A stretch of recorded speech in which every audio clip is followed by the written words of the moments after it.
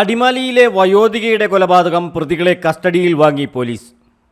അടിമാലി നടുവേലി കിഴക്കേതിൽ ഫാത്തിമയെ ക്രൂരമായി കൊലപ്പെടുത്തി സ്വർണ്ണാഭരണങ്ങൾ കൈക്കലാക്കിയ പ്രതികളായ അലക്സ്, കവിത എന്നിവരെ 23-ാം തീയതി വരെ പോലീസ് കസ്റ്റഡിയിൽ വിട്ട് Adimali judicial first class magistrate ഉത്തരവായി. മെഡിക്കൽ പരിശോധനയ്ക്ക് ശേഷമാണ് പോലീസ് കസ്റ്റഡി അനുവദിച്ചത്. റിമാൻഡ് ചെയ്യുമ്പോൾ പരിക്കില്ലാതിരുന്ന 1-ാം പ്രതി അലക്സ് കോടതിയിൽ കൈ കെട്ടി തൂക്കിയിട്ടാണ് ഹാജരായത്. അടിമാലി SHO ജോസ് മാത്യുവിന്റെ അപേക്ഷയിലാണ് കോടതി 7 ദിവസത്തെ കസ്റ്റഡി അനുവദിച്ചത്. കൊല നടത്തുവാൻ ഉപയോഗിച്ച ആയുധം കണ്ടെത്തുകയെന്നതാണ് അന്വേഷണ സംഘം നേരിടുന്ന പ്രധാന വെല്ലുവിളി. സംഭവസ്ഥലത്ത് പ്രതികളെ എത്തിച്ച് തെളിവെടുപ്പ് നടത്തുമ്പോൾ ജനരോഷം ഉണ്ടാകുമെന്നുള്ളതിനാലും സംഭവസ്ഥലം ഇടുങ്ങിയ പ്രദേശമായതിനാലും തെളിവെടുപ്പ് പോലീസിന് ദുഷ്കരമാണ്.